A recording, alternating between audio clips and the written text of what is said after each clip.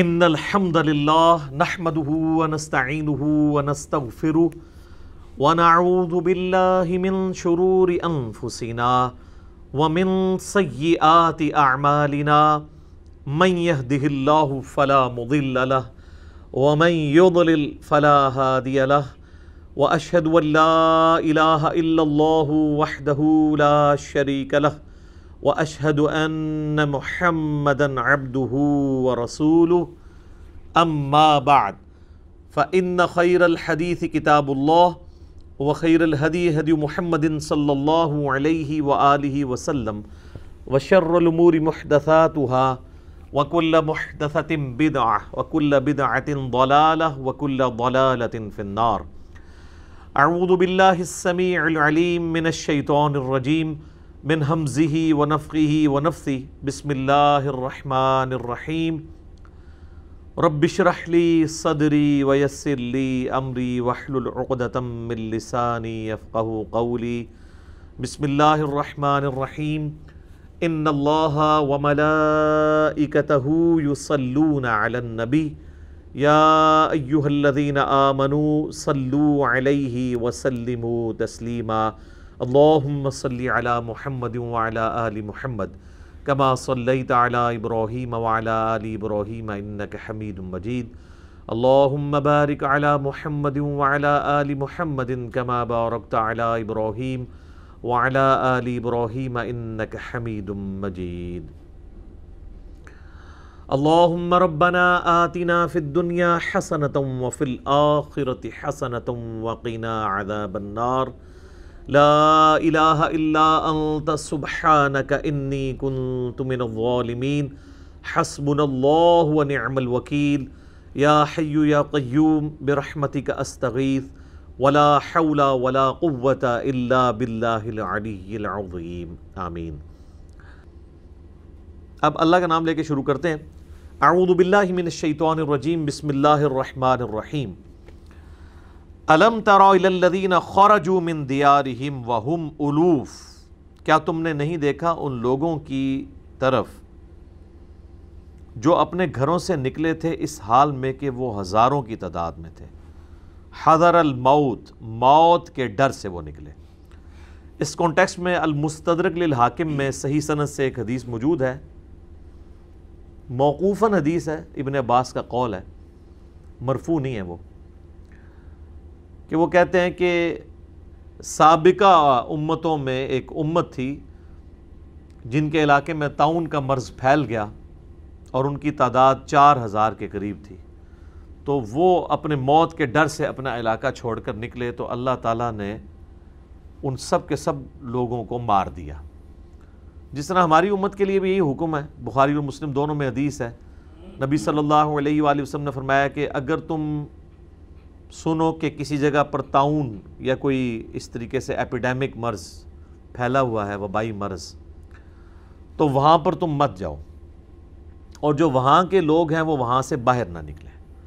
آج آپ دیکھ لیں WHO نے بھی یہ کرونا وائرس کا جو فتنہ آیا ہے اس کے اوپر سیم وہی گائیڈ لائنز کی ہیں، اور ووہان سٹی میں مکمل طور پر چائنا نے لاک ڈاؤن کر کے اس آزمائش کے اوپر قابو پایا ہے. پورے چائنا سے انہوں نے اس کو، اتنے بڑے صوبے کو جو ہے وہ کٹ کر دیا. اور آپ دیکھ لیں انہوں نے اتنے بڑے اس جدید دور کے اندر اتنی بڑی آزمائش کو کس طریقے سے ہینڈل کیا. تو نبی علیہ السلام فرمایا کہ وہ علاقہ چھوڑ کر باہر نہ نکلو. اگر تمہیں موت آ گئی تو تم شہید لکھے جاؤ گے، اور کافر پر جب موت آئے گی طاعون کی شکل میں تو وہ اس پہ عذاب ہوگا. مسلمان پہ موت آئے گی تو وہ شہید ہوگا. بس آپ اسی حدیث کی بنیاد پہ ایکسٹراپولیٹ کر سکتے ہیں، اجتہاد کر سکتے ہیں باقی تمام وبائی امراض پہ، چاہے وہ ایپیڈیمک ہوں یا پینڈیمک ہوں. جس طرح ابھی کرونا تو پینڈیمک ہے، پوری دنیا میں پھیل گیا عالمی سطح کے اوپر. تو ظاہر ہے کہ یہ اگر شریعت محمدیہ صلی اللہ علیہ وآلہ وسلم میں یہ حکم ہے تو اگلی شریعتوں میں بھی یقیناً یہ حکم تھا. لیکن موت کے ڈر سے وہ لوگ نکلے، حالانکہ انہیں اس جگہ سے نہیں نکلنا چاہیے تھا. تو اللہ تعالیٰ نے سزا کے طور پہ ان سب کو مار دیا. پھر وہاں سے کوئی پیغمبر گزرے اور ان کی دعا کی برکت سے دوبارہ انہیں زندگی ملی. ایک تشریح تو اس کی یہ کی گئی ہے، جو مرفوع حدیث کی روشنی میں تو نہیں ہے، ابن عباس کا قول ہے۔ اب یہ چیز کنفرم نہیں ہے کہ ابن عباس نے جو یہ بات کی ہے یہ اسرائیلی روایت انہوں نے کوئی بیان کی ہے یا نبی علیہ السلام کے ریفرنس سے بیان کی ہے۔ صحابہ کرام کے جو اقوال ہوتے ہیں تو ان کو اس طریقے سے بھی دیکھنے کی ضرورت ہوتی ہے، خصوصاً قرآن کی تفسیر کے اوپر، کیونکہ بنی اسرائیل کے واقعات بھی بیان کر دیا کرتے تھے، تو اس کی اتھینٹسٹی چیلنج بھی ہو سکتی ہے۔ ہمارے جو جدید مفسرین ہیں نا، مولانا مودودی رحمہ اللہ تعالیٰ اور چند اور لوگ، ان کا موقف یہ ہے، انکلوڈنگ ڈاکٹر اسرار صاحب رحمہ اللہ تعالیٰ، کہ یہ بنی اسرائیل کی طرف ہی اشارہ ہے، اور یہاں موت سے مراد ان کی فزیکل موت نہیں ہے، بلکہ کسی قوم کا مر جانا ہے۔ اور یہ واقعی فٹ ان بیٹھتا ہے اگر آپ اگلے طالوت اور جالوت کی جنگ کے ساتھ دیکھیں۔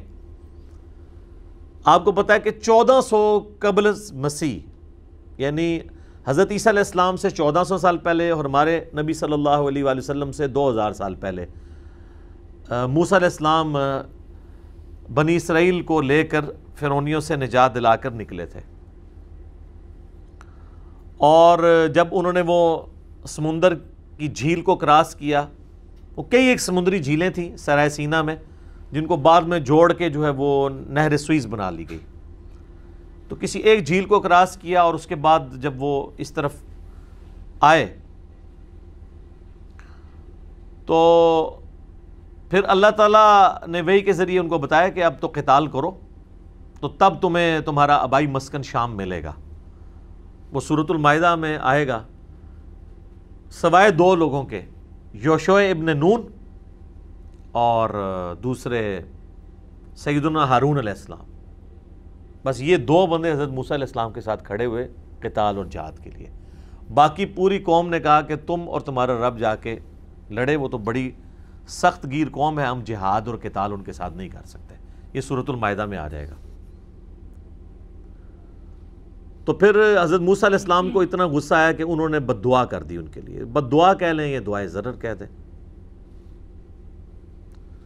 تو اللہ تعالیٰ فرماتا ہے 40 سال پھر وہ بھٹکتے رہے سرائے سینا میں، ان کو راستہ نہیں ملا۔ ان 40 سالوں میں وہ جو بزدل بنی اسرائیل تھے، وہ ایک ایک کر کے، بزرگ بابے آپ کو پتہ ہے بزدل ہی ہوتے ہیں، وہ مر گئے، اور جو وہاں صحرا میں جو ان کے بچے پیدا ہوئے وہ جوانی کی عمر کو پہنچے، تو وہ اس ٹف ماحول کے عادی تھے، انہوں نے پھر وقت کے پیغمبر سے ریکویسٹ کی، اور اس وقت کے پیغمبر جو ہیں وہ حضرت یوشع ابن نون تھے، جوشوا انگلش میں کہتے ہیں۔ انہی 40 سالوں میں پہلے حضرت ہارون علیہ السلام فوت ہوئے، اور اس کے بعد حضرت موسیٰ علیہ السلام، اور وہ اسی صحرا میں دفن ہوئے۔ کوئی ان کا مزار نہیں ہے سر، کوئی عرس نہیں لگتا، گمنامی کی قبر ہے۔ صرف صحیح مسلم میں آتا ہے کہ میں نے شب معراج موسیٰ علیہ السلام کو اپنی قبر میں نماز پڑھتے ہوئے دیکھا۔ اگر میں آج گزروں تو میں تمہیں سرخ ٹیلے کے پاس ان کی قبر بتا سکتا ہوں کہ کس جگہ پہ ہے، اور رسول اللہ ہی بتا سکتے ہیں، کیونکہ وہ تو گمنامی میں قبر تھی۔ تو سیدنا موسیٰ علیہ السلام بھی فوت ہوئے، ہارون علیہ السلام پہلے ہی فوت ہو گئے۔ پھر جو ان کے صحابی تھے حضرت ہارون کے، یوشع ابن نون، ان کو اللہ تعالیٰ نے پیغمبر بنا دیا۔ بلکہ بخاری مسلم میں آتا ہے کہ بنی اسرائیل پہ اتنا لمبا عرصہ اس حال میں گزرا ہے کہ ایک پیغمبر فوت ہوتے وقت دوسرے پیغمبر کو اپنا خلیفہ چھوڑ کے جاتا تھا۔ آلموسٹ 1400 سال تک ان کی پیغمبروں کی وہ جو چین ہے وہ نہیں ٹوٹی۔ اس دوران غلامی کا دور بھی ان پہ آیا ہے۔ یہ نہیں تھا کہ پیغمبر آتے تھے تو ان کو غلبہ ہوتا تھا، اگر یہ رومن امپائر کے نیچے غلام تھے تو پیغمبروں سمیت غلامی کی زندگی بھی گزری۔ تو پھر جو نئی نسل تھی وہ نوجوان تھے، ٹف ماحول کے عادی تھے، انہوں نے یوشع ابن نون کو ریکویسٹ کی کہ اب ہم قتال کریں گے، تو پھر انہوں نے قتال کیا اور آہستہ آہستہ کر کے شام فتح کر لیا۔ لیکن غلطی یہ کی کہ 12 قبائل تھے اور آپس میں ان کی بنتی نہیں تھی، تو 12 حکومتیں قائم کی۔ تو جب 12 حکومتیں ہوں گی تو پھر دشمنوں کا غلبہ پانا ان کے اوپر آسان ہو جائے گا۔ تو آہستہ آہستہ کر کر کے ایک ایک حکومت ختم کی، پھر دوبارہ سے قبضہ ہو گیا شام کے اوپر کافروں کا۔ تو مولانا مودودی کا، ڈاکٹر اسرار صاحب، ان لوگوں کا یہ موقف ہے کہ یہ جو اللہ تعالیٰ فرما رہے ہیں کہ وہ ایک زمانہ تھا، یہی بنی اسرائیل نکلے، ہزاروں کی تعداد میں تھے اور موت کا ڈر تھا. موت کا ڈر یعنی قتال کریں گے تو مارے جائیں گے, تو اللہ نے پھر ان کو مار ہی دیا. یعنی ایسے قوم ان کی موت ہوگی سرائے سینہ میں کہ وہ چلتی پھرتی زندہ لاشیں تھیں, ڈرپوک لوگ. ثم احیاہم, پھر اس کے بعد اللہ نے ان کو دوبارہ سے زندہ کیا. فقال لهم اللہ موتوا, تو اللہ نے ان کو کہا کہ مر جاؤ. ثم احیاہم, پھر اللہ نے انہیں دوبارہ زندہ کیا. یعنی وہ 40 سال جو رہے وہ ان کی زندگی ایک سمجھ لیں کہ مردار کی سی زندگی ہے, اور پھر اللہ نے ان کو نئی زندگی دی جو ان کے اندر قتال کا جذبہ پیدا ہوا. تو یہ معنی بھی اس اعتبار سے لیا گیا کہ پھر انہوں نے وہ فتح کیا. لیکن وہ میں نے بتایا وہ فتح کیا, پھر کافی عرصہ چلا, پھر دوبارہ سے ہوا. اب یہ جو اگلا طالوت اور جالوت کی جنگ والا واقعہ آ رہا ہے وہ ان کی نشت ثانیہ ہے. پہلا عروج ان کو جو ہے نا وہ اس وقت ملا جوشوا ابن نون کے ذریعے, اور بعد میں پھر دوسرا یہ والا ہے.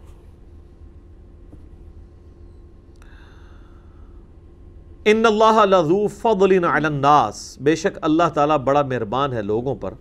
ولکن اکثر الناس لا یشکرون, لیکن اکثر لوگ جو ہیں وہ شکر گزاری کی روش اختیار نہیں کرتے. وقاتلوا فی سبیل اللہ واعلموا ان اللہ سمیع علیم, اور قتال کرو اللہ کے راستے میں اور جان لو کہ اللہ تعالیٰ سننے والا علم والا ہے. تو اب یہ قتال سے وہ ریلیشن شپ بنتا ہے کہ یہ جو ان کی موت ہوئی تھی وہ قتال سے بھاگنے کی وجہ سے ہوئی تھی. ایز اے قوم, جیسے کہتے ہیں نا یہ مردہ قوم ہے اور یہ زندہ قوم ہے. اور عین ممکن ہے کہ ابن عباس کا جو قول ہے وہ والی بات ہو کہ فزیکلی واقعی کو موت آئی ہو اور پھر پیغمبر کی دعا سے وہ زندہ ہو گئے ہوں. تو یہ دونوں واقعات, یعنی اس میں بعض اوقات یہ اہل حدیث تھوڑے سخت ہو جاتے ہیں. وہ کہتے ہیں جب آپ اس طرح کی گفتگو کریں گے تو پھر اس میں یہ ہے کہ وہ ظاہری الفاظ کو آپ بدل رہے ہیں. ظاہری الفاظ کو نہیں, قرآن حکیم میں کچھ چیزیں واقعی محاورتاً بھی آ رہی ہوتی ہیں. صرف ظاہری الفاظ کے اوپر آپ جائیں گے تو وہ اس میں بھی کوئی حرج نہیں ہے, لیکن اس کو کانٹیکسٹ میں بھی سمجھنا چاہیے. خود اہل حدیث ہی مانتے ہیں کہ جو سورۃ البقرہ میں آیا ہے کہ کھاتے پیتے رہو جب تک کہ سفید ڈورا کالے سے ممتاز نہ ہو جائے, تو وہ کہتے ہیں بخاری مسلم میں حدیث ہے کہ حضرت عدی ابن حاتم نے جو ہے وہ اپنے سرہانے میں جو ہے وہ رکھا ہوا تھا کالا اور سفید ڈورا. تو وہ دیکھتے رہتے تھے کہ جب اندھیرے میں ان دونوں میں فرق جب تک ظاہر نہیں ہوتا, یعنی اتنی آسمان کی روشنی نہیں ہوتی, تو وہ ساری کرتے تھے. تو نبی علیہ السلام تک بات پہنچی تو آپ فرمایا اس سے مراد یہ والے ڈورے نہیں, آسمان کے ڈورے ہیں. تو ظاہری الفاظ میں تو دونوں طرف مانے جا سکتے تھے نا. انہوں نے وہ فزیکل ڈورے لیے, نبی علیہ السلام نے آسمان کا ڈورا لیا. تو اس طرح ہو جاتا ہے اور اس کے اوپر فتویٰ نہیں لگانا چاہیے. اسی طریقے سے سورۃ القصص کی آخری آیت ہے کہ ہر چیز جو زمین پہ ہے وہ فنا ہو جائے گی, صرف تمہارے رب کا چہرہ باقی رہے گا. اب وہاں پہ آپ اہل حدیث کا ترجمہ پڑھے تو انہوں نے چہرے کی بجائے کیا کہ اللہ کی ذات باقی رہے گی. اگر لفظی معنوں میں رہے تو پھر چہرہ ہی ترجمہ کرنا چاہیے. تو کہتے ہیں نہیں, چہرے سے مراد اللہ کی ساری ذات ہے. ٹھیک ہے. اسی طریقے سے بخاری مسلم میں حدیث ہے کہ قیامت والے دن کوئی سایہ نہیں ہوگا سوائے اللہ کے سائے کے, اور 7 لوگوں کو اللہ کا سایہ نصیب ہوگا. اب اس میں ترجمہ کرتے وقت اہل حدیث بھی اور باقی سب بھی کہتے ہیں کہ یہاں اللہ کے سائے سے مراد عرش کا سایہ, اللہ کا سایہ نہیں ہے, اللہ کے عرش کا سایہ. تو تعویل کرتے ہیں. تو تعویل کے اوپر یہ کہہ دینا یہ جہمیہ ہیں, یہ بالکل ایکسٹریم رویہ ہے. اللہ یہ کہ جہاں آپ کو بالکل واضح کوئی چیز ملے جس میں تعویل ممکن نہ ہو. یہ میں ٹیکنیکل علم الکلام کی بحثیں بھی ساتھ کرتا ہوں تاکہ جن لوگوں کا اس فیلڈ میں انٹرسٹ ہے ان کو بھی یہ معاملات کلیئر ہوں کہ تھنک آؤٹ آف باکس کریں, خام خواہ کسی کے اوپر فتوے نہیں لگانے چاہیے. تو دونوں معنی درست ہیں. ابھی اسی طرح کی ایک تعویل آگے بھی طالوت اور جالوت کی جنگ میں بھی آئے گی. وہاں پہ بھی اہل حدیث کہتے ہیں کہ نہیں جی آپ تابوت سکینہ کے بارے میں جو یہ موقف رکھتے ہیں یہ قرآن و حدیث کے خلاف ہو جائے گا. قرآن و حدیث یعنی وہ جو جس کو وہ قرآن و حدیث سمجھ رہے ہوتے ہیں, حالانکہ دونوں طرف معنی ممکن ہوتا ہے. اس طرح کی تعویلات ممکن ہیں. ایک وہ تعویلات ہیں جو غلام پرویز نے کی ہیں, اس نے تو قرآن حکیم کی تعریف کر دی ہے, اس کے ہم حق میں نہیں ہیں. لیکن جو کتاب اللہ کو, سنت کو, صحیح الاسناد حدیث کو ماننے والے ہیں ان کے بارے میں اس طرح کا گمان نہیں کرنا چاہیے. من ذا الذی یقرض اللہ قرضا حسنا, کون ہے تم میں جو اللہ تعالیٰ کو قرض حسنا دے. فَيُضَاعِفَهُ لَهُ أَضْعَافًا كَثِيرًا، تو اللہ تعالیٰ پھر اس کو کئی گنا کثرت کے ساتھ بڑھا کر اس کو واپس کر دے گا، یعنی قیامت والے دن۔ وَاللَّهُ يَقْبِضُ وَيَبْسُطُ وَإِلَيْهِ تُرْجَعُونَ، اور اللہ تعالیٰ ہی کسی کا رزق جو ہے وہ روک لیتا ہے اور کسی کا رزق کشادہ کر دیتا ہے، اور تمہیں لوٹ کر اسی کی جانب جانا ہے۔ تو یہاں پہ وہ والی گفتگو مکمل ہوئی جو بنی اسرائیل کی جو ہسٹری طالوت اور جالوت کی جنگ سے پہلے والا ایک معاملہ ہے۔ اب جناب آیت نمبر 246 سورۃ البقرہ کی، اس سے آن ورڈ پارہ نمبر 2 کے کمپلیٹ ہونے تک 252 تک مسلسل طالوت اور جالوت کی جنگ، جو ایک سمجھ لیں غزوہ بدر ہے بنی اسرائیل کی ہسٹری کا، اس کا ذکر ہے۔ بخاری مسلم میں انہی آیات کی روشنی میں آتا ہے کہ غزوہ بدر میں بھی نبی الاسلام کے اصحاب جو ہیں وہ 310 سے کچھ اوپر تھے، یعنی 313، اور جو طالوت کے ساتھ جنہوں نے مل کے جہاد کیا جالوت کے خلاف، وہ بھی بنی اسرائیل میں مسلمان 313 تھے۔ الم تر الی الملأ من بنی اسرائیل من بعد موسیٰ، کیا تم نے نہیں دیکھا اس گروہ کو جو بنی اسرائیل سے تھا موسیٰ علیہ السلام کے بعد، یعنی وہی جو میں نے بتایا سرائے سینا میں جن کی وہ پوری پرورش ہوئی، ایک ان کے یعنی آباء و اجداد تھے اور ایک یہ لوگ تھے، اور اس کے بعد پھر 12 قبائل سے حکومتیں بنیں، پھر کافروں نے ان پہ حملہ کر کے بنی اسرائیل کی 12 حکومتیں بھی ختم کر دیں، پھر دوبارہ زوال کا ان کے اوپر پیریڈ شروع ہو گیا۔ تو اب دوبارہ سے عروج کی طرف جانے کے لیے انہوں نے کہا اذ قالوا لنبی لہم، جب انہوں نے اپنے وقت کے پیغمبر سے کہا لہم ابعث لنا ملکا نقاتل فی سبیل اللہ، کہ آپ ہمارے لیے کوئی ایک ایسا امیر مقرر کر دیں کہ اس کی سرکردگی میں ہم اللہ کی راہ میں جہاد کریں، کوئی بادشاہ سپہ سالار مقرر کر دیں۔ اب یہاں سوال پیدا ہوتا ہے کہ یہ وقت پیغمبر کیوں نہیں سپہ سالار بنا؟ یہ ہمیں یعنی اس کانٹیکسٹ میں تورات میں ملتا ہے کہ یہ یعنی سیدنا تورات سے مراد اولڈ ٹیسٹمنٹ، جس میں اگلے انبیاء کے صاحب بھی ہیں، ورنہ صرف تورات کی بات کریں تو وہ تو اس واقعے کے بعد نازل ہوئی ہے، داؤد علیہ السلام تو بعد میں منظر عام پہ آئے ہیں۔ اولڈ ٹیسٹمنٹ میں جو سموئیل پیغمبر کے جو صحیفے ہیں نا، اس میں یہ ملتا ہے کہ یہ سموئیل پیغمبر تھے۔ تو انہی کے نام کے اوپر وہ آپ کے ویسٹ انڈیز کا جو پلیئر ہے سیمیل، تو یہ کرسچنز کے ہاں یہ نام چلتا ہے بنی اسرائیل کی ہسٹری میں، ہم اسے سموئیل کہہ دیتے ہیں اردو کے اندر۔ تو وہ جو سموئیل پیغمبر تھے وہ کافی بوڑھے ہو چکے تھے، تو ان کو کہا گیا کہ آپ کوئی مقرر کریں۔ ہمارے نبی علیہ السلام کے کیس میں بھی آپ دیکھیں، آپ علیہ السلام تو چند ایک میدان جنگ میں سامنے آئے نا، ادروائز آپ علیہ السلام خود تلوار لے کے تو میدان جنگ میں نہیں آتے تھے۔ صحابہ کرام تو یہ رسک نہیں لیتے تھے کہ آپ صلی اللہ علیہ وآلہ وسلم کو فرنٹ پہ لے کے آئیں، وہ تو آخری وقت تک، ایون غزوہ بدر کے موقع پہ بھی آپ کا خیمہ تو پیچھے لگا ہوا تھا، وہ تو احد کے اندر بھاگدڑ مچ گئی تو کافر نبی علیہ السلام تک پہنچے، وہ ایک ایکسیپشنل کیس تھا۔ اس طریقے سے غزوہ حنین کے موقع پہ چونکہ 12,000 کا لشکر ہی تتر بتر ہو گیا، تو نبی علیہ السلام تو چونکہ لیڈر تھے تو آپ نے فرنٹ سے لیڈ کیا اور خود آگے گئے، اور پھر قرآن میں آتا ہے بس ایک مٹھی پھر آپ نے کنکریوں کی پھینکی تھی، وَمَا رَمَيْتَ اِذْ رَمَيْتَ وَلَٰكِنَّ اللَّهَ رَمَىٰ، تو وہ سارے کے سارے اندھے ہی ہو گئے سامنے۔ تو یہاں پر وہ پیغمبر بوڑھے ہو چکے تھے تو ان سے ریکویسٹ کی گئی کہ آپ ایک کوئی ینگ سا سپہ سالار ہمارے لیے مقرر کریں، ہم اس کی سرکردگی میں مل کے تو دوبارہ سے اپنی کھوئی ہوئی جو سرزمین ہے شام کی وہ حاصل کر لیں۔ تو اب وہ پیغمبر کیا کہہ رہے ہیں؟ ظاہر ہے ان کی مینٹیلٹی کو تو سمجھتے تھے نا۔ قال هل عصیتم ان کتب علیکم القتال اللہ تقاتلوا، ان کا ایسا نہ ہو کہ میں اللہ سے ریکویسٹ کروں اور وہ کوئی مقرر کر دے قتال تمہارے اوپر اور پھر تم قتال سے ہی منکر ہو جاؤ، کیونکہ تمہارے بزرگوں کی بھی پیچھے ہسٹری یہی ہے، یہی کیا تھا نا انہوں نے حضرت موسیٰ علیہ السلام کو بھی چٹا جواب دے دیا تھا، تو وہ ان کے ذہن میں ہسٹری تھی۔ قالوا وما لنا الا نقاتل فی سبیل اللہ، وہ کہنے لگے کہ یہ کیسے ہو سکتا ہے بھلا کہ ہم جہاد سے منکر ہو جائیں۔ وقد اخرجنا من دیارنا وابنائنا، جبکہ ہمیں ہمارے گھروں سے نکال دیا گیا، ہماری اولادوں سے ہمیں محروم کر دیا گیا، ان پہ اتنے ظلم ہم پہ کافروں نے کیے ہیں، تو اب تو ہمارے پاس کوئی اور چارہ ہی نہیں ہے کہ ہم اپنی سرزمین دوبارہ سے حاصل کریں۔ لیکن سر یہ نعرے ہی ہوتے ہیں، صرف پریکٹیکلی جب برا وقت آتا ہے نا تو معاملات کو لے کے چلنا بڑا مشکل ہو جاتا ہے۔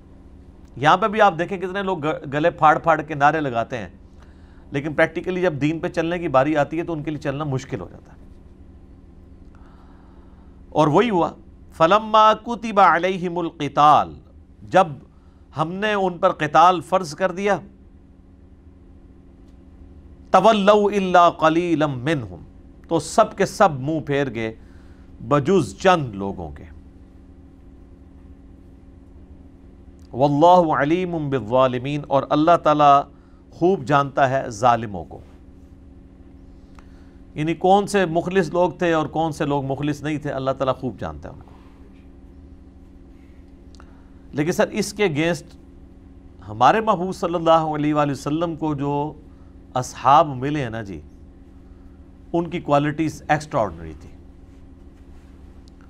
اور انہوں نے کسی موقع پر نبی صلی اللہ علیہ وآلہ وسلم کو پیٹھ نہیں دکھائی۔ ایک وقتی طور پر بھگدڑ کا مچ جانا غزوہ احد پہ یا حنین کے موقع پہ، یہ چند ایک چھوٹے چھوٹے واقعات ہیں، اوورال ایسا نہیں تھا۔ نبی صلی اللہ علیہ وآلہ وسلم کی مبارک زندگی میں سب سے مشکل جو جہاد تھا نا، جسے اللہ تعالیٰ نے خود قرآن میں جیش العسرہ کہا ہے، تنگی والا جہاد، وہ غزوہ تبوک تھا، کیونکہ مقابلے پر بھی اس وقت کی سب سے بڑی سپر پاور تھی، رومن امپائر تھی، اور 1.5 لاکھ کی ان کی فوج مکمل اکوپمنٹس کے ساتھ، اور یہاں پہ اکثر لوگ پیدل ہیں، اور اتنا لمبا سفر 700 کلومیٹر کا تبوک کا مدینہ شریف سے، پھر بھی انہوں نے استقامت دکھائی۔ 30,000 کے قریب لوگ نبی علیہ السلام کے ساتھ نکلے، لیکن یہاں پر ایسا نہیں ہوا۔ آپ دیکھیں کہ غزوہ بدر جب نبی علیہ السلام کے کیس میں ہوا ہے، تو وہاں پہ بھی آپ علیہ السلام نے جب مشورہ کیا ہے تو صحابہ کرام نے یہی کہا تھا کہ ہم موسیٰ کے اصحاب نہیں ہیں کہ ہم آپ کو پیٹھ دکھا دیں گے، ہم آپ کے آگے سے لڑیں گے، دائیں سے بائیں سے، یہاں تک کہ ہم قتل ہو جائیں، ہم اپنے دشمنوں کو آپ علیہ السلام کے قریب تک نہیں آنے دیں گے۔ یہی وجہ ہے کہ اللہ تعالیٰ نے قرآن حکیم میں اصحاب رسول صلی اللہ علیہ وآلہ وسلم کی توصیف بیان کی ہے، محمد الرسول اللہ والذین معہ اشداء علی الکفار رحماء بینہم، اور پھر آگے اللہ تعالیٰ نے فرمایا کہ ان کی یہ خصوصیات کا ذکر ہم نے تورات اور انجیل میں بھی کیا تھا کہ بڑے کمیٹڈ لوگ آپ علیہ السلام کو ملیں گے، کیونکہ آپ علیہ السلام کو اللہ تعالیٰ نے قتال کے ساتھ، تلوار کے ساتھ مبعوث کیا تھا، آپ سے کام بہت غیر معمولی لینا تھا، غلبہ دین کروانا تھا، اور رومن اور پرشین امپائر کو اکھڑوانا تھا۔ اس کے لیے چیز ضروری تھی کہ آپ کے ساتھ ایسے لوگ ہوں جو قتال سے بھاگے نہیں، جان لوٹانے سے ڈرے نہ، دلیری کے ساتھ وہ اپنی جانیں جو ہیں وہ اللہ کے حضور پیش کرنے کے لیے تیار ہو جائیں۔ تو اس لیے نبی علیہ السلام کے جو صحابہ کی توصیف اگلی کتابوں میں آئی ہے نا، ان کی عبادت کے تذکرے، ان کی اللہ سے کمٹمنٹ کے تذکرے، اور سب سے ٹاپ آف دا لسٹ ان کا جہاد کا معاملہ، جو بعد میں مسلمانوں میں کمزوری آ گئی۔ صحابہ کرام کا سب سے بڑا جو ترہ امتیاز تھا نا، وہ ہے ہی جہاد اور قتال تھا، باقی ساری چیزیں چھوٹی ہیں ان کی زندگی میں۔ دیکھیں صحابہ میں تو کئی لوگ ہیں جن سے زیادہ نمازیں آپ لوگ پڑھ چکے ہیں اپنی زندگی میں۔ اکرمہ ابن ابی جہل فتح مکہ پہ مسلمان ہوئے ہیں 8 ہجری میں، اور جنگ یرموک میں 13 اور 14 ہجری کے اندر وہ شہید ہو گئے۔ تو کتنے سال نمازیں پڑھی ہیں انہوں نے؟ 6 سال، 6 سال کے روزے رکھے ہوں گے۔ تو آپ میں سے کتنے لوگ ایسے 25-30 سال کے روزے یا نمازیں پڑھ چکے ہیں؟ ان کی زندگی میں جو ڈومیننٹ پہلو تھا نا وہ یہ تھا کمٹمنٹ فار گاڈ، جان ہتھیلی میں، اور اس وقت سب سے زیادہ ضرورت بھی اسی چیز کی تھی. جس طرح میں کہتا ہوں کہ اس وقت سب سے زیادہ ضرورت جو ہے وہ ہے جہاد بن نفس کی، کہ اپنے نفس کو اللہ کی اطاعت میں لگایا جائے، بے حیائی سے اور حرام کاریوں سے اپنے آپ کو بچایا جائے. یہ بہت بڑا فتنہ ہے اس وقت میڈیا کی وجہ سے، بچنا ان چیزوں سے. اس وقت قتال کی ازمائش سب سے بڑی ازمائش تھی اور صحابہ اس میں پورے اترے. وَقَالَ لَهُمْ نَبِيُّهُمْ إِنَّ اللَّهَ قَدْ بَعَثَ لَكُمْ طَالُوتَ مَلِكًا.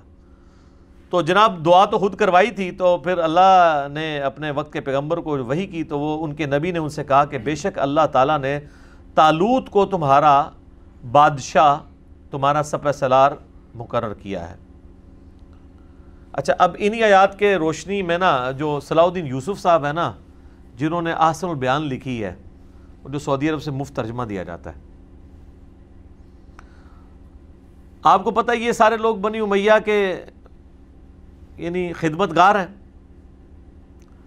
تو وہ کوئی موقع جانے نہیں دیتے قرآن حکیم میں بھی بنو امیہ کو ثابت کرنے کا. یہاں سے ان کے دماغ میں شیطان نے ایک وسوسہ ڈالا، وہ انہوں نے تفسیر میں لکھ دیا. انہوں نے کہا کہ یہ جو طالوت اور جالوت کے کیس میں جو طالوت کو اللہ تعالیٰ نے بادشاہ مقرر کیا، تو اس سے ملوکیت ثابت ہو جاتی ہے کہ ملوکیت بھی اللہ تعالیٰ کو پسند ہے. یعنی یہ ملوکیت یہاں اپنے لغت کے معنوں میں آئی ہے، اصطلاح کے معنوں میں نہیں. لغت کے معنوں میں دیکھیں تو نبی صلی اللہ علیہ وآلہ وسلم بھی ملک تو تھے، بادشاہ تھے نا، امیر المجاہدین بھی تھے اور امام الموحدین بھی تھے. لیکن جب ہم اصطلاح میں بات کرتے ہیں نا، خلافت راشدہ یا علی منہاج النبوہ، ان معنوں میں تو معاذ اللہ استغفر اللہ، نہ نبی علیہ السلام ملک تھے، نہ سیدنا ابو بکر، عمر، عثمان و علی رضی اللہ عنہم اجمعین وعلیہم السلام اجمعین وہ ملک تھے. ان معنوں میں تو معاذ اللہ ہی ان کو گالی دینا ہے. اگر آپ اصطلاح کے معنوں میں ملوکیت لیں گے، اگر آپ لغت کے معنوں میں لیں گے، اس سے مراد حکمرانی ہے، وہ تو اللہ بھی بادشاہ ہے. زمین و آسمان کی ملکوت السماوات والارض، زمین و آسمان کی بادشاہت کس کی ہے؟ اللہ کی. لیکن یہاں وہ اصطلاح والی ملوکیت کا لفظ نہیں استعمال ہو رہا ہوتا، بلکہ یہاں پہ لغت کے معنوں میں. تو لغت اور اصطلاح کا تو فرق ہے. سورہ یوسف میں رب کا لفظ مالک کے لیے آیا ہے، غلام کے ریفرنس سے، جو حضرت یوسف علیہ السلام کہتے ہیں تم میں سے فلاں شخص اپنے رب کو شراب پلائے گا، اور دوسرے اسی کو کہتے ہیں کہ جب تم اپنے رب سے ملو تو میری سفارش کرنا کہ مجھے اس طرح انہوں نے ویسے ہی یعنی جیل میں ڈال دیا. تو وہاں رب جو ہے وہ لغت کے معنوں میں ہے، پالنے والا. جیسے باپ بھی رب ہی ہے نا، پالنے والا تو ہے نا. رب ارحمہما کما ربیانی صغیرا، جس طرح بچپن میں انہوں نے ہمیں پالا تھا ماں باپ نے، اللہ تو بھی ان پر رحم فرما، سورہ بنی اسرائیل میں آتا ہے. تو یہاں پہ لغت کے معنوں میں رب آیا ہے. اصطلاح کے معنوں میں اگر رب کی بات کریں گے تو وہ پھر رب وہ ہے الحمدللہ رب العالمین. ٹھیک ہے، جس دا لوکی کلمہ پڑھ دے او محمد اور تے میاں محمد بخش اور. ٹھیک ہے نا، وہ نام ایک ہونے سے تو نہیں فرق پڑا. کتنے محدثین ہیں ان کے نام ہی محمد ہے. امام بخاری کا نام محمد ہے، محمد بن اسماعیل. امام باقر کا نام بھی محمد ہے. ابن سیرین کا نام بھی محمد ہے، محمد ابن سیرین.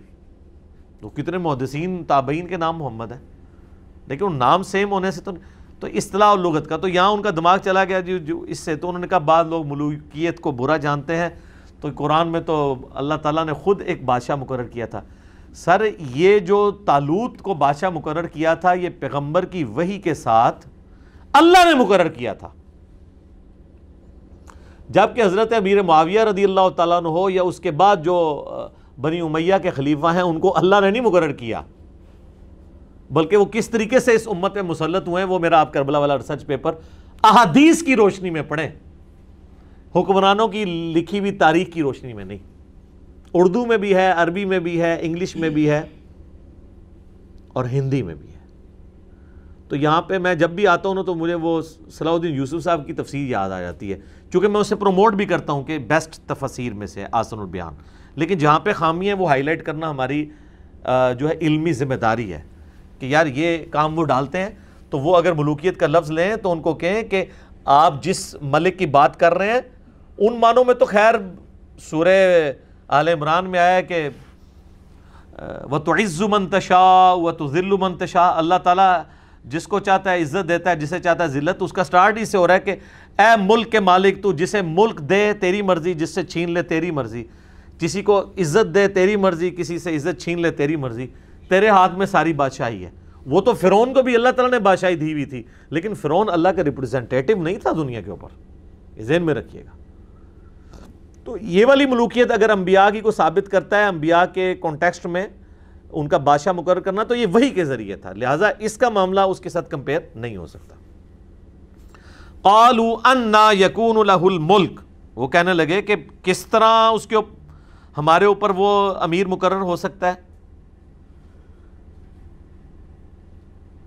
علینا ہم پر، ونحن احق بالملک، جبکہ ہم زیادہ جو ہے وہ امارت کے حقدار ہیں کہ ہم جو ہے وہ امیر بنیں، منہ اس سے، وَلَمْ يُؤْتَ سَعَةً مِّنَ الْمَالِ، اور اسے نہ تو مال میں کوئی وسعت دی گئی ہے، یعنی وہ کہنے لگے نہ تو اس کا حسب نسب اس اعتبار سے کوئی ہمارے والا کوئی اعلیٰ ہے اور نہ اس کے پاس مال ہے، تو وہ کیسے طالوت جو ہے وہ ہمارے اوپر امیر مقرر ہو سکتا ہے۔ قال ان اللہ اصطفاہ علیکم، تو وہ پیغمبر نے جواب دیا کہ بے شک اللہ تعالیٰ نے اسے تم پر چن لیا ہے، وزادہ بسطۃ فی العلم والجسم، اور اسے تم پر فوقیت دی ہے جسم کی کشادگی میں بھی اور علم کی بھی، علم کا ذکر پہلے آیا ہے، علم بھی اس کا تم سے زیادہ ہے اور اس کے اندر طاقت بھی زیادہ ہے۔ ظاہر ہے وہ اب میدان جنگ کی باری آ رہی ہے تو پھر ایسا بندہ چنا جائے گا نا جو علم اور جسم رکھنے والا ہو۔ اچھا، انہی آیات کی روشنی میں شیعہ نے جو ہے وہ حضرت علی کی خلافت ثابت کی ہے۔ وہ کہتے ہیں کہ سیدنا علی جو تھے ان کا علم بھی باقی صحابہ سے زیادہ تھا اور طاقت بھی، آپ دیکھ لیں جتنے بڑے بڑے معرکے ہیں وہ حضرت علی نے آپ کو جتائے ہیں۔ تو انہوں نے کہا کہ اس سے قرآن سے ایک اسلوب پتہ چلتا ہے کہ جو ہے وہ عمارت یا خلافت اس کو دینی چاہیے کہ جس کے پاس علم اور جسم یعنی طاقت کے اعتبار سے وہ باقیوں پر پرائرٹی رکھتا ہو۔ تو اگر یعنی ایک اصول اور مبادی کے طور پر دیکھا جائے تو بالکل ٹھیک ہے یہ بات ان کی، اور میرا تو موقف بھی ہے، میری تو ویڈیوز بھی ریکارڈڈ موجود ہیں کہ اگر نبی علیہ السلام کے بعد سیدنا علی کو خلیفہ چن لیا جاتا تو اس میں کوئی ایسی حرج والی بات بھی نہیں تھی، لیکن چونکہ نبی علیہ السلام کی تربیت ایسی تھی کہ آپ علیہ السلام نے جو جسے کہتے ہیں نا اقربا پروری، اس کو کبھی بھی اپنے قریب نہیں آنے دیا، اور بعض اوقات اس قسم کی چیزیں کسی اپنے قریبی کے حق میں وہ سمجھ لیں ڈیبٹ کے طور پہ بھی ثابت ہو جاتی ہیں، اور وہ حقدار بھی ہو تو اس حق سے پیچھے ہو جاتا ہے یا اسے کر دیا جاتا ہے۔ ٹھیک ہے، جو بخاری میں آتا ہے نا کہ حضرت عباس ابن عبد المطلب کہتے ہیں کہ آؤ رسول اللہ سے جا کے ہم مانگ لیتے ہیں خلافت میں کوئی حصہ۔ انہوں نے کہا رسول اللہ صلی اللہ علیہ وسلم نے اگر انکار کر دیا تو ان کی امت بنو ہاشم کو کبھی بھی خلیفہ نہیں بننے دے گی۔ تو حضرت علی کو یہ پتہ تھا کہ نبی علیہ السلام فی نفسہ ہی خلیفۃ اللہ ہے فی الارض، تو آپ اپنے رشتہ داروں کو کبھی بھی آگے نہیں آنے دیں گے اس اعتبار سے خود۔ ہاں امت چن لے وہ علیحدہ معاملہ ہے، خود جب بھی آپ کا معاملہ آئے گا نا تو آپ یہ نہیں کریں گے، کیونکہ نبی علیہ السلام کے وہ بچوں کی مانند تھے۔ تو لہٰذا اس سے آپ علمی دلیل تو ضرور پکڑ سکتے ہیں، لیکن اس سے اگر کوئی شخص کہے کہ اجماع صحابہ انکلوڈنگ خود سیدنا علی کا بھی ابوبکر عمر عثمان کی بیعت کر لینا وہ قرآن کے خلاف تھا، تو پھر آپ کا دوسرا ایکسٹریم رویہ ہوگا۔ ہم تو درمیان میں اس معاملے میں کہ اس طرف بھی موقف اڈاپٹ کیا جا سکتا تھا اور کیوں نہیں کیا گیا، اس کے پیچھے وہ والا معاملہ موجود تھا، تو دونوں معاملات اپنی جگہ درست ہیں۔ واللہ یؤتی ملکہ من یشاء، اور اللہ تعالیٰ جسے چاہتا ہے اپنا ملک عطا فرماتا ہے، واللہ واسع علیم، اور اللہ تعالیٰ وسعت والا اور علم والا ہے۔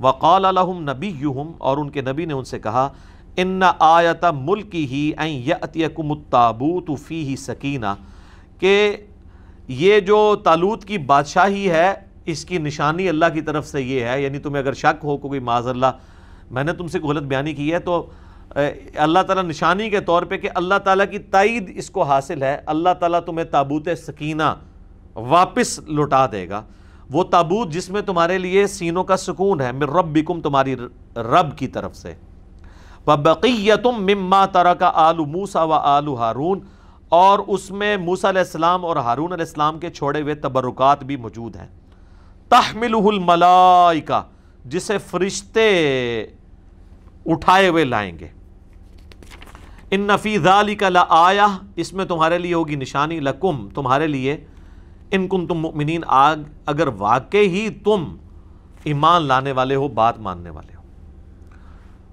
تو اب اس سے لگ رہا ہے کہ فرشتے وہ لے کر آئے۔ باقی اسرائیلی روایتوں میں آپ جائیں، مسلمانوں کے تفسیر میں جو میں نے کہا کہ ظاہری الفاظ تو یہی ہیں کہ فرشتے لے کے آئے، لیکن اس کے لیے کوئی نہ کوئی سبب تو بنتا ہے۔ تو وہ کہتے ہیں کہ جو کفار تھے نا، وہ اس تابوت سکینہ کو بنی اسرائیل سے اٹھا کر لے گئے، تو جہاں وہ لے گئے وہاں پہ وبائی امراض اور بیماریاں آئیں، تو ان لوگوں کے دلوں میں اللہ نے یہ بات ڈالی ان کے کاہنوں کے ذریعے جس طریقے سے بھی، کہ یہ اس تابوت کو یہ تمہارے لیے نوست کے طور پہ ایسے چھوڑ دو۔ تو انہوں نے ایک بہت بڑے جو گڈھا تھا، ایک سمجھ لیں بیل گاڑی، اس کے اوپر اس کو رکھا اور ہانک دیا کہ وہ جدھر بھی جائے ادھر نکلے۔ تو وہ فرشتے اسے ہانک کے بنی اسرائیل کے پاس واپس لے، حالانکہ یہ بڑی پرانی بات تھی کہ وہ لے گئے ہوئے تھے۔ تو ایگزیکٹ اسی موقع پہ جب طالوت کو اللہ تعالیٰ نے مقرر کیا، تو یہ پیغمبر نے پہلے ہی بتا دیا کہ بھائی، تو وہ فرشتے ان ڈاکٹر صاحب کے موقع پہ فرشتے ہانک کے لائے ہیں، وہی کہتے ہیں جی وہ تعریف کر رہے ہیں قرآن میں، وہ فرشتوں سے انکار نہیں کر رہے۔ اہل حدیث کہتے ہیں نہیں، ظاہری الفاظ میں لیں کہ فرشتے فزیکلی سامنے آئے، چلو اگر فزیکلی بھی آگے ہوں اینڈ رزلٹ سیم ہی ہے، اس کے اوپر بحث نہیں کرنی چاہیے۔ اس طرح کی تعویلات میں پہلے بھی بول چکا ہوں۔ بہرحال وہ لے کر آگے۔ اس میں کیا تھا؟ حضرت موسیٰ علیہ السلام کا عصا تھا، جو آج کل یہ پھر دوبارہ سے کہہ رہے ہیں ہم، یعنی بیت المقدس کی توسیع کے اعتبار سے وہ کہہ رہے ہیں اس میں نیچے تہ خانوں کے اندر تابوت سکینہ موجود ہے۔ تابوت سکینہ پہ میرا الگ سے ایک کلپ ریکارڈڈ ہے، آلموسٹ 5 لاکھ کے قریب یوٹیوب پہ لوگ دیکھ چکے ہیں۔ آپ تابوت سکینہ لکھیں یوٹیوب کے اوپر، وہ ویڈیو کھل جائے گی۔ آج میں اتنی ڈیٹیل میں نہیں جاؤں گا، بس موٹی موٹی بات کر رہا ہوں۔ تو اس میں عصا موسوی تھا، وہ آج اگر یہودی حاصل بھی کر لیں تو وہ کچھ کر تو نہیں سکتے، وہ حضرت موسیٰ کے ہاتھ میں ہی تھا معجزہ۔ حضرت موسیٰ علیہ السلام کی جبہ مبارک، آپ کی مبارک جوتیاں، اور ایک بوٹل کے اندر جو من ان کے اوپر، من و سلوا تو وہ پرندے تھے نا، جو وہ رات کے وقت شبنم کے قطرے نازل ہوتے تھے وہ جو ریگستان میں، اور وہ پھر میٹھی میٹھی بوندیاں یا وہ شکر کی گولیاں بن جاتی تھیں، وہ چند ایک تبرکات بزرگوں کے وہ چلتے آ رہے تھے، یعنی یہ وہ اصل والے تبرکات نبیوں والے، تو وہ اس کے اندر موجود تھے۔ اور بنی اسرائیل کا یہ عقیدہ تھا کہ جس جنگ میں ہمارے پاس اگر یہ ہوگا تو ہمیں فتح نصیب ہو جائے گی، لیکن دیکھ لیں وہ آ بھی گئے، پھر بھی لڑنے کے لیے تھوڑے لوگ ہی گئے ہیں۔ اب وہ جناب کنکلوڈنگ آیات آ رہی ہیں۔ فلما فصل طالوت بالجنود، جب طالوت علیہ السلام اپنی فوج کے ساتھ روانہ ہوئے تو انہوں نے اپنی اس فوج کو کہا، قال ان اللہ مبتلیکم بنہر، ان قریب اللہ تعالیٰ تمہیں ایک پانی کی نہر کے ذریعے آزمائے گا، فمن شرب منہ فلیس منی، تو جس نے وہاں سے پیٹ بھر کے پانی پی لیا تو وہ مجھ سے نہیں ہوگا، ومن لم یطعمہ فانہ منی، اور جس نے پانی نہ پیا وہ مجھ سے ہوگا، الا من اغترف غرفۃ بیدی، ہاں اگر ایک پانی کا چلو سے جتنا پانی جو تھوڑا سا پی سکتے ہو، 1-2 چلو، اس کی اجازت ہے۔ ظاہر ہے وہ اتنا ٹف سفر کر کے آئے تھے اور پیاس سخت لگی ہوئی تھی، اب وہ اگر اونٹوں کی طرح پانی پینا شروع کر دیتے تو آگے جنگ انہوں نے کیا لڑنی تھی؟ کہتے نا بھوکھا شیر جڑا صحیح لڑتا ہے، تو اگر پانی پی لے تو بندہ، جس طرح آپ بھی افطاری کے بعد جب 3-4 گلاس پھڑکا جاتے ہیں ادھر ہی گر جاتے ہیں نا، تو اللہ تعالیٰ نے آزمایا کہ پیاس بھی تھی لیکن پانی بس اتنا کہ جسے کہتے ہیں کلی کرنے کے برابر، تھوڑا سا ایک حلق تر کرنے کے لیے، کیونکہ آگے جنگ کرنی ہے۔ اب اتنی پیاس ہے تو پیو گے تو پھر تو بیٹھ ہی جاؤ گے ادھر، بس وہی ہوا۔ فَشَرِبُوا مِنْهُ إِلَّا قَلِيلًا مِنْهُمْ، تو اکثریت نے پانی گھٹا گھٹ پی لیا، چند لوگوں نے، اور وہ بخاری میں آتا ہے 313 لوگ تھے، جس طرح صحابہ بدر 313 تھے، انہوں نے جو ہے نا وہ، لیکن وہ 313 نے پھر کایا کلب کر دی ہے۔ آج لاکھوں کے اجتماعات ہو رہے ہیں دنیا میں، کوئی فرق نہیں پڑ رہا، یہ فرق ہے، وہ 313 نہیں ہے۔ فَلَمَّا جَاوَزَهُ هُوَ وَالَّذِينَ آمَنُوا مَعَهُ، جب وہ اس نہر کو عبور کر کے جو ہے وہ طالوت کے ساتھی آمنا سامنا ہوا ان کا جالوت کے ساتھ. قالوا لا طاقت لنا اليوم بجالوت وجنودہ. تو اب دیکھ لیں بزدل لوگوں نے تو یہی کہنا تھا نا, زیادہ تر تو بزدل تھے جنہوں نے پانی بہت زیادہ پیا, وہ کہنے لگے آج تو ہمارے اندر کوئی طاقت نہیں ہے کہ جالوت کا مقابلہ کریں. اس کا قد بھی اتنا اونچا تھا کہ بنی اسرائیل کے لوگ اس کے ٹخنوں یا پنڈلی تک آتے تھے, ایڈی وڈی وہ بلا سی, تو اس کو کون گرا سکتا تھا. پھر اس نے زیرہ بھی پہنی ہوئی ہوتی تھی, فل زیرہ کے اندر ہوتا تھا, ایک آنکھ کا حصہ اس نے صرف چھوڑا ہوتا تھا جس سے وہ دیکھتا تھا, تو اس سے تو اکیلے سے کوئی نہیں لڑ سکتا تھا. اور پھر اتنا بڑا لشکر. قال الذین یظنون انہم ملاقو اللہ, لیکن وہ لوگ جنہیں یہ یقین ہے کہ مر کے اپنے رب کے پاس جانا ہے, وہ جو 313 تھے, وہ کہنے لگے کم من فئۃ قلیلۃ غلبت فئۃ کثیرہ باذن اللہ. اور کئی دفعہ ہوا ہے کہ چھوٹی سی جماعت نے بہت بڑے لشکر کو اللہ کے اذن سے شکست دے دی ہے. یہ تم کیا بات کر رہے ہو کہ اس کو ہم شکست نہیں دے سکتے؟ واللہ مع الصابرین, اور اللہ تعالیٰ صبر کرنے والوں کے ساتھ ہے. وَلَمَّا بَرَزُوا لِجَالُوتَ, جب جالوت سے ان کا مقابلہ ہوا. گولیت اس کا آپ کو بائبل میں یعنی اولڈ ٹیسٹمنٹ کے اندر آپ کو یہ نام مل جائے گا. وَجُنُودِهِ, اور اس کی فوج کے سامنے تو اہل ایمان نے کہا قالوا ربنا افرغ علینا صبرا, اے اللہ ہم پہ صبر انڈیل دے. وثبت اقدامنا, اور ہمارے پاؤں کو مضبوط کر دے. فانصرنا علی القوم الکافرین, اور ہمیں کافروں کے مقابلے پہ مدد عطا فرما. آمین. سر یہ دعا غزوہ بدر سے پہلے یہ نازل ہوا ہے سب کچھ, تو مسلمانوں کو بھی اللہ نے دعا سکھا دی تھی کہ تمہارے اوپر بھی بدر والا معاملہ آنے والا ہے, تو تم نے یہی دعا مانگنی. پھر صحابہ کرام نے یہی دعا مانگی اور اللہ تعالیٰ نے مسلمانوں کو بھی فتح دی. فَهَزَمُوهُمْ بِإِذْنِ اللَّهِ, پس انہوں نے شکست دے دی اللہ کے اذن سے جالوت کی قوم کو اور اس کی فوج کو. وَقَتَلَ دَاوُودَ جالوت, اور داؤد نے جالوت کو قتل کیا. یہ داؤد علیہ السلام کی عمر اس وقت کہتے ہیں 16 سال تھی, اسرائیلی روایتوں میں آتا ہے, اور گڈریے تھے, بھیڑ بکریاں پالا کرتے تھے. ان کے پاس ایک گوپیا ہوا کرتا تھا, ایک چمڑے کا بنا ہوا, ایک سمجھ لیں ایک ہاتھ سا, جس میں وہ پتھر رکھ کے اور ساتھ رسی باندھ کے نا یوں گھما کے پھینکتے تھے. پرانے زمانے میں لوگ اسی طریقے سے شکار کیا کرتے تھے, یا گلیل ہوتی تھی یا تیر کے ساتھ. یہ بچپن سے چونکہ اس کے ماہر ہوئے ہوئے تھے, ان کا نشانہ بہت زبردست تھا, اور یہ شیروں کے اور بھیڑیوں کے جبڑے توڑ دیتے تھے ایک پتھر کے ذریعے رکھ کے, تو اتنا زبردست نشانہ تھا. تو بس انہوں نے اپنی ایکسپرٹی استعمال کی. وہ ایک اونچی جگہ پہ پہاڑ پہ یا ٹیلے پہ چڑھ گئے, اور یہاں پہ لوگ یعنی گھبرائے ہوئے ہیں کہ اس کو جالوت کو کیسے گرائیں گے. انہوں نے کہا اس نامختون کا جو انجام میرے ہاتھوں ہوگا. یعنی یہ بنی اسرائیل کے لوگ اپنے مخالفین کے لیے ایک نٹوریس ورڈ کے طور پہ استعمال کرتے تھے کہ ہم ابراہیمی ہیں, ختنے کرواتے ہیں, اور یہ نامختون ہے. تو انہوں نے پھر اس گوپیے کے اندر وہ پتھر رکھ کے جب رسی گھمائی اور پھینکا, تو وہ جو ایک ہی آنکھ کی جگہ میں نے بتائی ہے نا تھی نا, وہ نشانہ ایسا تھا کہ وہ آنکھ سے وہ انٹر ہوا, اس کے دماغ میں چلا گیا. دماغ میں کوئی چیز چلی جائے تو وہ بڑے سے بڑی بھی کوئی بلا چیز ہو, تو وہ حضرت داؤد علیہ السلام جو ہے وہ اس طرح منظر عام پہ آگے. کیونکہ طالوت علیہ السلام تھے, تو انہوں نے پھر بعد میں اپنی 16 سال تو انہوں نے حکومت کی, اور اپنی بیٹی کا نکاح بھی حضرت داؤد کے ساتھ کر دیا, اس سے پھر حضرت سلیمان پیدا ہوئے. تو حضرت داؤد علیہ السلام اس طریقے سے منظر عام پہ آئے. وَقَتَلَ دَاوُودَ جالوت, اور قتل کر دیا داود نے جالوت کو. وَآتَاهُ اللَّهُ الْمُلْكَ وَالْحِكْمَةَ, تو اللہ تعالیٰ نے انہیں بادشاہی بھی عطا کی اور حکمت بھی, نبوت عطا کی. وَعَلَّمَهُ مِمَّا يَشَاءُ, اور اللہ تعالیٰ نے جو چاہا ان کو سکھا دیا.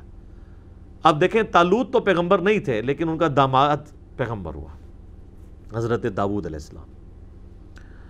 اور پھر یہ بنی اسرائیل کی ہسٹری, یعنی طالوت 16 ایئرز, جالوت یعنی اس کے بعد داود علیہ السلام جنہوں نے جالوت کو قتل کیا تھا 40 سال, پھر ان کے آگے بیٹے 40 سال سلیمان علیہ السلام. لیکن سلیمان علیہ السلام کے پھر 2 بیٹوں میں اختلاف ہو گیا, وہ پیغمبر تو نہیں تھے, اور وہ پھر 2 ریاستیں جو ہے وہ قائم ہو گئی.